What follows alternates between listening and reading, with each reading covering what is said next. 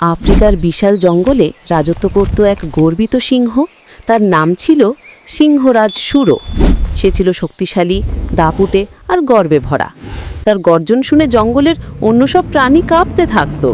সে ভাবত, আমি জঙ্গলের রাজা, আমার চেয়ে বুদ্ধিমান কেউ নেই।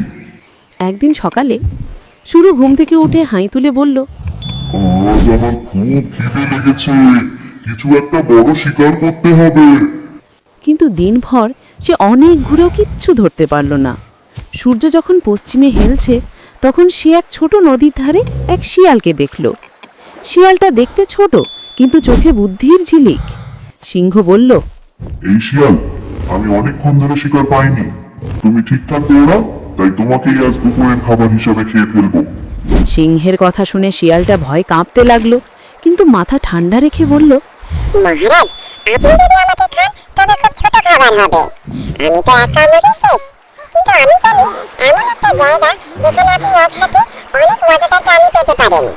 সিংহের চোখ চকচক করে উঠল। সত্যি বলছো? অবশ্যই। শিয়াল চালাকি করে বলল, ওই পাহাড়ের ওপারে একটা বড় গুহা আছে। সেখানে প্রতিদিন প্রাণীরা জড়ো হয় পানি খেতে। আপনি চাইলে আমি পথ দেখিয়ে নিয়ে যেতে পারি। সিংহরাজ রাজি হলো। দুজনে রওনা দিল। হাঁটতে হাঁটতে সিংহ ক্লান্ত হয়ে পড়ল। সে বলল, এই শিয়াল, এখনো গুহা আসেনি কেন? শিয়াল হেসে বলল, মহারাজ, আরেকটু গেলেই চলে আসবে। কিন্তু একটা কথা, সেখানে যাওয়ার আগে আপনি যেন চুপচাপ থাকেন, না হলে প্রাণীরা পালিয়ে যাবে। সিংহ মাথা নাড়ল। তারা অবশেষে এক বড় পাথরের গুহার কাছে পৌঁছলো। কিন্তু আসলে সেটা ছিল শিয়ালের নিজের গর্ত, যেখানে কিছুই ছিল না। শিয়াল বলল, এই যে গুহার ভিতরে তারা আছে, আপনি গর্জন করে ডাকুন, তারা সবাই আপনার ভয়ে বেরিয়ে আসবে। সিংহরাজ গর্জে উঠিল, রার। গুহায় প্রতিধ্বনি ফিরল, রার। সিংহ ভাবল, ওরা নিশ্চয়ই আমাকেই উত্তর দিচ্ছে। সে আবার গর্জন উঠল, গুহাও আবার প্রতিধ্বনি করল, কিন্তু কোনো প্রাণী বেরোলো না। রাগে গর্জন করতে করতে সিংহ ভিতরে ঢুকলো আর ধপ করে এক গভীর গর্তে পড়ে গেল। শিয়াল বাইরে দাঁড়িয়ে হেসে গড়াগড়ি খেতে লাগলো। মহারাজ, এটাই সেই গুহা যেখানে আপনি শিকার পাবেন।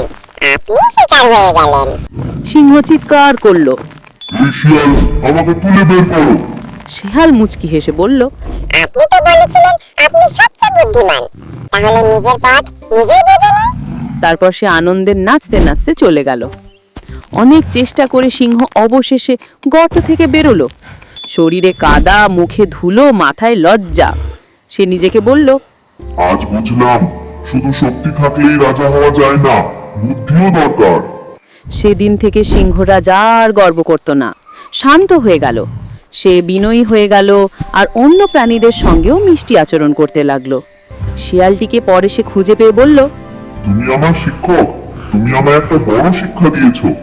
শিয়াল হাসল, রাজা মানে শুধু গর্জন নয়, জ্ঞান আর সহানুভূতি থাকা দরকার। এখন আপনি সত্যিকারের রাজা। সেই দিন থেকে জঙ্গলে নতুন শান্তি নেমে এলো। সিংহরাজ আর অন্য প্রাণীরা একসাথে বসে খাবার ভাগ করত, গান গাইতো, হাসতো, আর প্রতিদিন সন্ধ্যায় জঙ্গলের ছোটরা শিয়ালের কাছে গল্প শুনতো, কিভাবে গর্বিত সিংহ একদিন বুদ্ধিমান হয়ে উঠল।